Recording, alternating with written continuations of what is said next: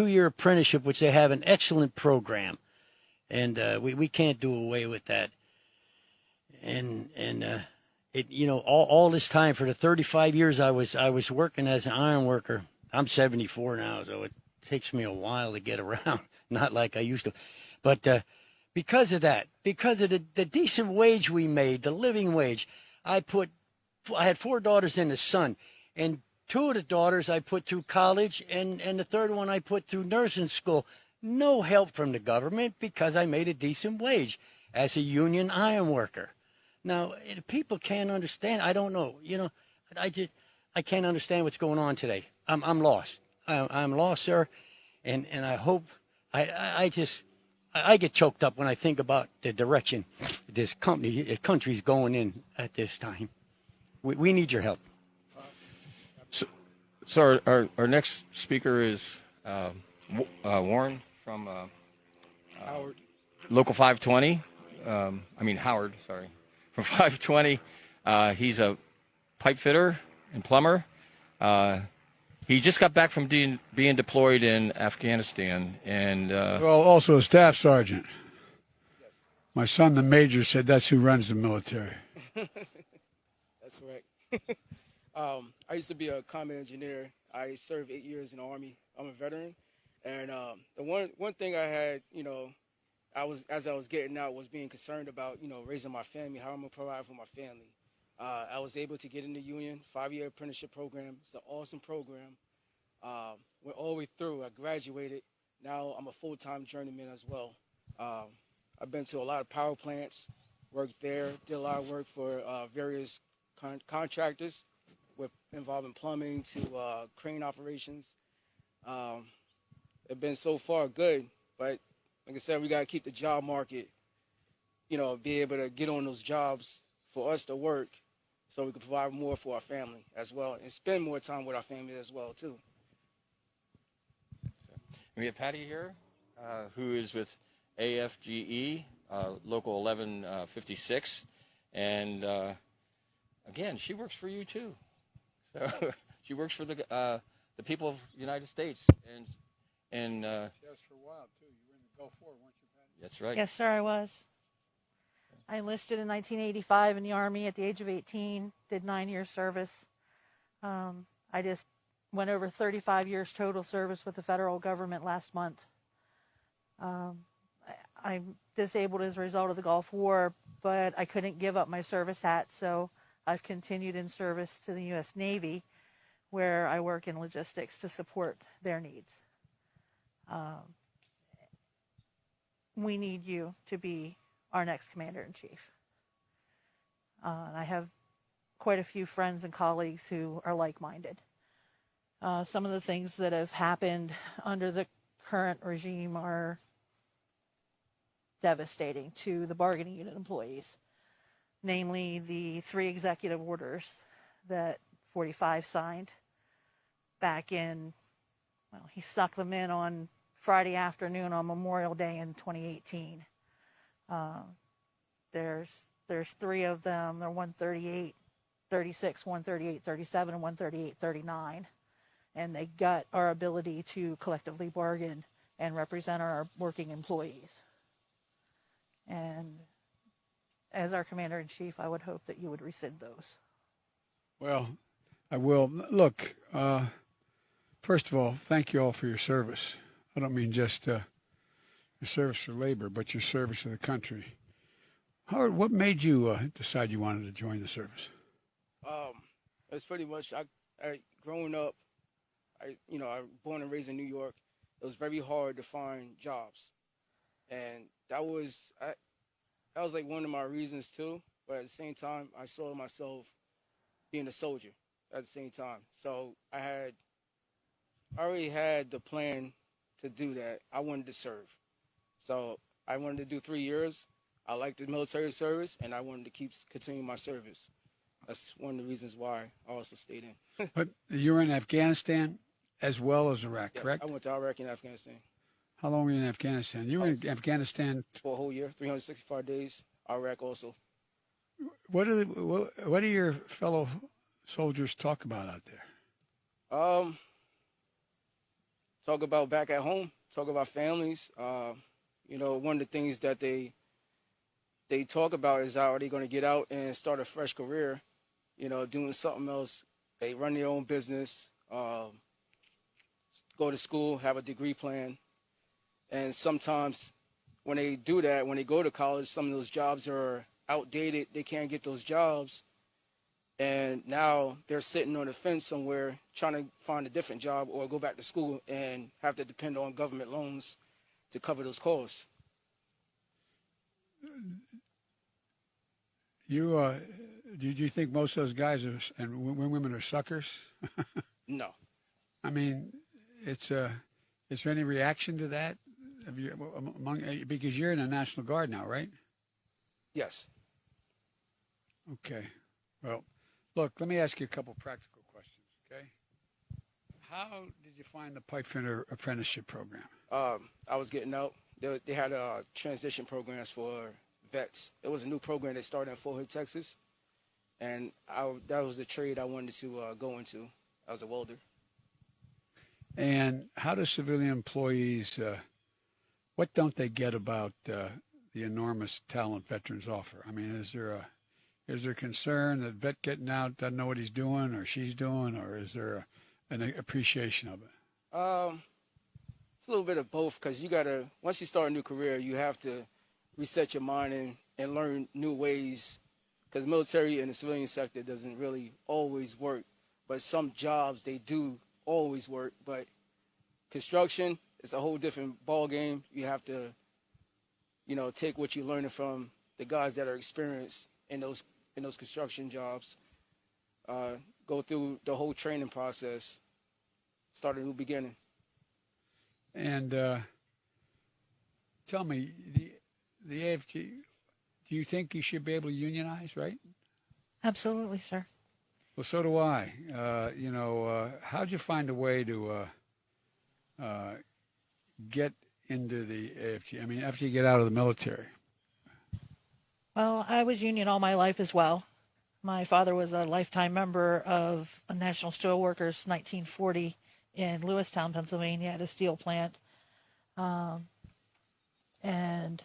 so it was a natural evolution for me. As soon as I got into a civilian job where I was eligible to be in a union, I sought that out and joined the union, and that was 35 years ago. And what has been the impact of his executive orders? Well, there are a lot of impacts to it. We have to pay for any office space that we use on a military installation to have a union office where bargaining unit members can come to. We have to get prior approval to use official time to meet with someone who has a problem that they need to discuss. And that official time has been truncated to the point that it's almost impractical to try to use it. And we're forbidden from using our official time to try to prepare someone for certain grievances and certain processes. We would have to use our personal time, off the clock time. And our local is fortunate in that we still have an office on the installation. Some locals, for instance, the one at the Army Depot over in New Cumberland, they were forced to leave the installation altogether and rent someplace to have a union office. And so it varies by command how it has personally affected the locals, but overall it has gutted our ability to properly represent our bargaining unit employees. You've been doing this a while. Long time, sir. 74 years old. Well, I tell you what, you ironworkers are all nuts anyway. Anybody who climbs up 13 stories and walks a 12-inch beam, and then sits on the beam and has lunch, you got to be crazy. But then again, it helps. It helps. Oh, kidding aside, though, tell me what you hear from your old colleagues that's most bothering them right now. Well, I don't get to talk to too many of them anymore, but just getting out there and doing a day's work for a day's pay. This is drummed into us a long time ago, and today it's still like that. They're out there, they want to do a good day's work for a good day's pay.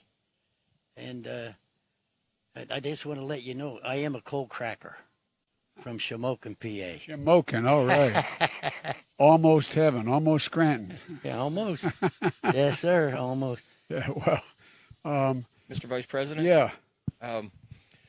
I also wanted to earlier thank you for your help with helmets to hard hats with the National Building Trades, which helps transitioning military into our apprenticeship programs. And as journeymen, I know you worked on that with us through the years.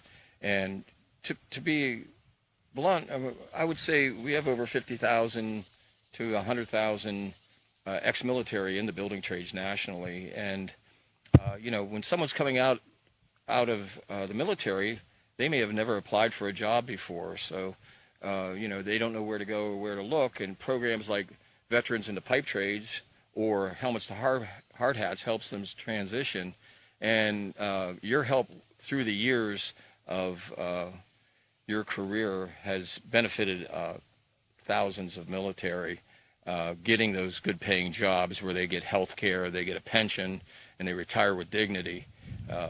Don't ask for anything extra. We just, we pay for our own health care, we pay for our own pensions. And, I'm concerned now with the pensions, with the economy the way it is, and the number of, we had 8,500 people laid off at the cracker plant in Beaver County in one day. 8,500 people because there was no preparation for the pandemic. We're gearing back up a little bit at a time with different kinds of standards and protocols than we had before. But just think, that was just one job in Pennsylvania where all those people had to go home in one day. 85. Be the first president in American history to end up, when he leaves office, having fewer jobs than when he took office. Not history, in the last 90 years. You got, more than 6 million people infected with COVID. You're heading toward the 200,000, above 200,000 range of people have died from COVID. And he still has no plan. I mean, there's virtually no plan as to how to deal with it. And you see what's happening across the country. We're averaging about 1,000 deaths a day. If you take the 7 largest European countries and combine them, they have a population bigger than ours. And as of a week ago, they were averaging total 57 deaths a day versus 1,000 with a population larger than ours. And so he has just sort of waved the white flag on dealing with COVID. And all he wants to do is just reopen. But the way he's reopening is causing us to, shut down. Look what's happening with schools right now. If you have kids, trying to get them back in school right now, it's pretty tough. It seems to me that there is things can and should change, because for the first time, unions are respected more for the first time than they have been any time in the last 50 years. Over 65% of the American people support union movement, support union growth. And so, the only thing standing in the way of us getting for people to be in a position where they actually have the ability to make a decent wage is a prevailing wage is to make sure that we remove the guy who's there right now. The fact is that, we're in a position where we can fundamentally grow this country just by no other reason, just investing in infrastructure, roads, bridges, canals, all the things we have to do, airports, that in fact could create thousands and thousands of good paying jobs at prevailing wage. And he keeps saying he wants an infrastructure plan. He said he wanted one in 2016, 17, 18, 19. Now, he hadn't introduced a thing. What are we waiting for? Well, I don't think that I don't think he has any interest in it whatsoever at this point. At least he hasn't shown any. One of the things that Frank, is that how have unions helped people get through this pandemic? What would be a big investment in infrastructure how much would it mean to your members if we were able to create what's estimated to be tens of thousands, or actually several million jobs that are needed now? I mean, we need to improve our bridges, our roads. We're so low in the safety. We're in a position where, there's no reason why, as President of the United States, you have control of a significant budget of taxpayers' money, taxpayers' dollars, where you're spending federal money, hiring contractors to do things. Under my administration, it will be all made in America. Not a joke. If it's going to be used, taxpayers' dollars are going to be used to hire corporations to do things from, building roads to building bridges to whatever it is. It's going to have been made in America. Any product, steel, aluminum, anything used has to be made in America. And also the supply chain. We now have under this president the largest trade deficit we've had in a long time. The trade deficit with Mexico is higher than it's ever been in history.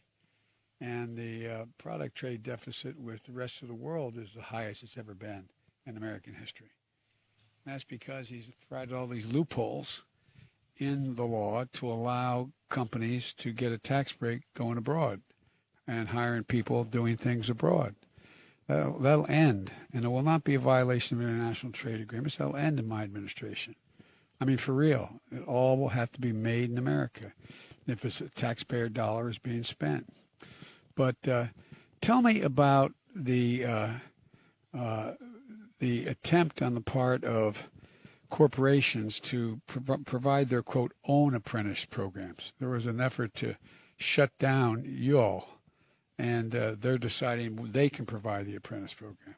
Well, as it stands right now, there's guidelines to make sure that people that enter an apprenticeship program actually get the training and end up graduating to a decent paying job at the completion of their apprenticeship program.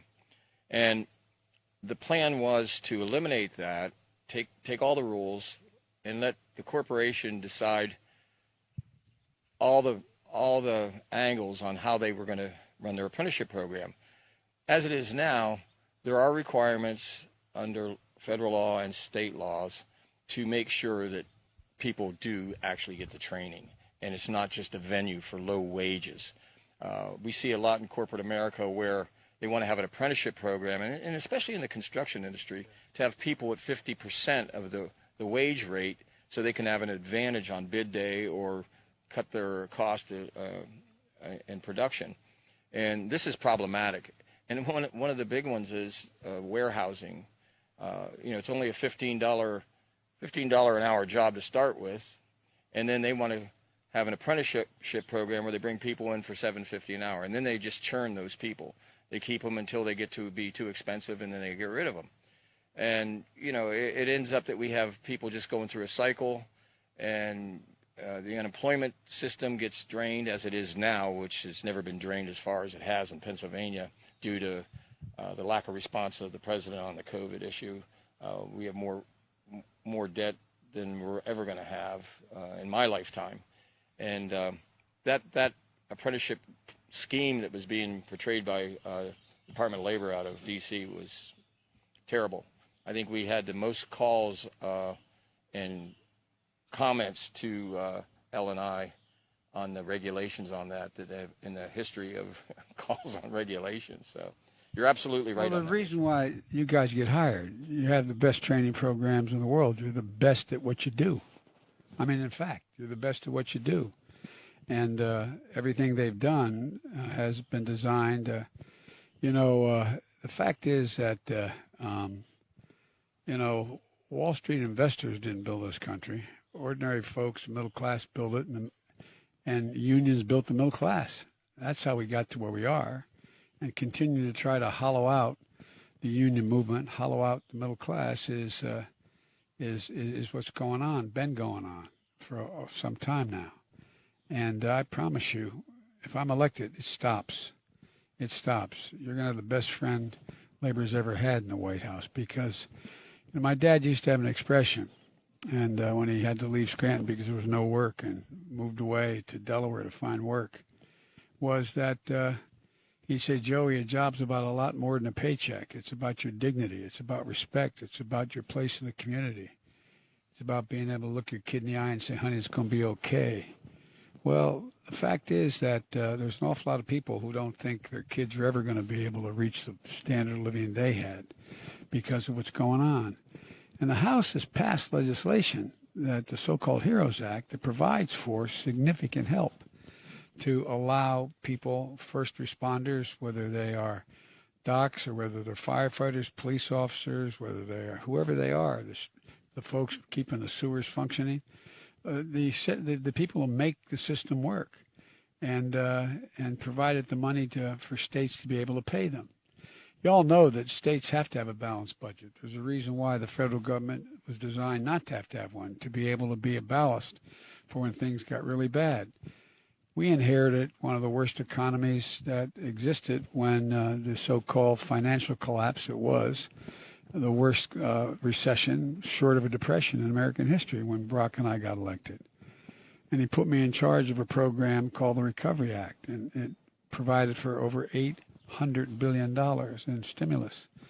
But what it did, I was able to spend $144 billion making up for states' deficits, so teachers didn't get fired, so that firefighters didn't get fired, so police officers didn't get fired, so essential workers didn't get fired. All those folks out there that are busting their neck, keeping the groceries stacked on the shelf so everybody else can be okay. All those nurses and doctors taking their shots and risking their lives to keep us going. Those firefighters that show up and don't ask, by the way, do you have COVID? They just take care of the problem.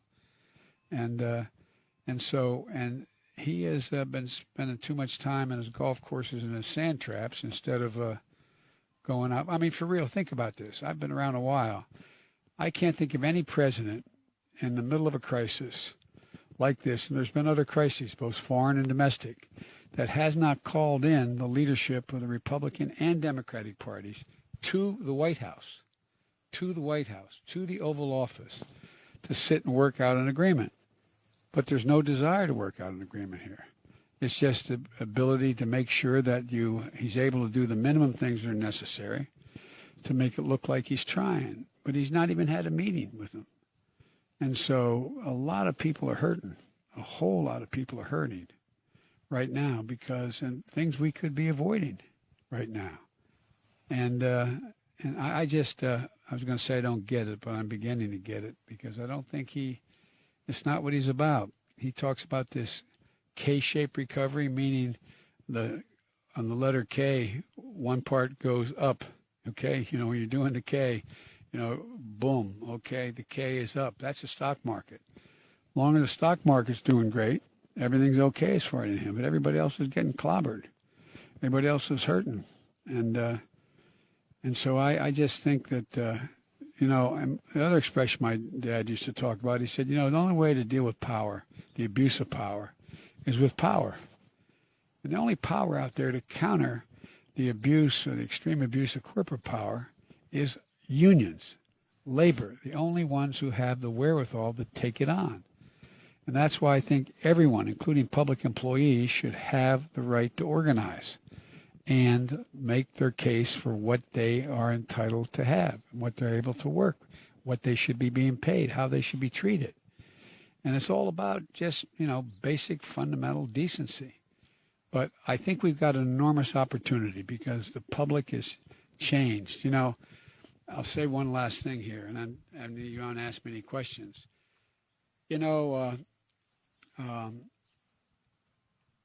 All of a sudden, the last 8-10 years, things have changed in the following way. People, hourly workers who thought unions were the problem. Remember how unions were the issue? That's why we weren't. Well, all of a sudden they found out you had thousands of employees making an hourly wage having to sign non-compete agreements. So if you worked at Burger King, you have to sign a non-compete agreement. You would not go across town to McDonald's to try to get 5 more cents in your hourly wage. All designed to do nothing, just to keep wages down. You could not go. It's not like you had a secret that was consequential and you couldn't give away that secret because it's a high-tech industry to another industry you go to work for. These are people making an hourly wage, just doing just their job. And they were told they couldn't even bargain for themselves, let alone have a union do it. And I remember going up to when, well, I won't go into it, but the point is, all of a sudden they figured it out. And then all of a sudden they figured out, too, the reason they got overtime pay is because of unions. Because look at all the overtime was being cut from people who weren't union members. They reclassify you as management. That if you worked in a grocery store and you controlled the man or woman who brought out the cart that had all the spaghetti sauce on it, you were management. You control that cart. I mean, literally. And that's what people realize, that this abuse has caught up with them. And this economic crisis caused by his failure to deal rationally with COVID, not even acknowledging it. I mean, it's going to, warm weather is going to make it go away. It's going to be like a miracle. It's going to be passed. I'm going to have a vaccine for you quickly that everyone's going to be fine. It's just, it's all about refusing to deal with the problems that affect ordinary, hardworking people. And I think one of the ways back is to considerably strengthen the union movement. But you guys have any questions for me about anything at all? I would just like to thank you. I'd like to thank you for all you've done for unions in general through your career, and Pennsylvania. I mean, Pennsylvania, if you go to Erie now, there's no new jobs in Erie. There's no new jobs in Scranton. There's no new jobs anywhere except for maybe some warehousing jobs or a few delivery jobs now because people can't go to restaurants. But if you take all the people that are on unemployment and then out all the people that ran out of unemployment and then take all the people that can't get either or just, going day to day, that number is a lot greater than what they're showing on TV. Especially those who've had to move to part-time and have their wages cut. They're not considered unemployed. They're just considered, they're employed. But guess what? When you get your wage cut in half, it's awful hard to pay for the new tires when you have 4 ball tires on your wife's car or your husband's car. When you, in fact, have your wage cut in half, it's always awful hard to figure out how you put all the meals on the table. It's going to be all right. Or, I mean, how many people have discussions in suburban neighborhoods where they're sitting down saying, who's going to tell her she can't go back to the junior college? We can't afford it. Who's going to tell him that he can't do the following? We can't do such and such. I mean, these are the discussions that took place in my living room, my kitchen, growing up. And now they have to be, and there's an answer to it. The money's been appropriated. The money's been appropriated. But the Senate, Mitch McConnell, that Republican leader, said, let the states go bankrupt. Well, that's really cool, right? Let the states go bankrupt. But the point is, I think that the American public is beyond it. I think the American public knows the dereliction has taken place and knows that, we have a president who doesn't seem to understand the notion of service. I don't know. The idea that you guys have served, and my son who spent a year in Iraq, and before that 6 months in Kosovo, and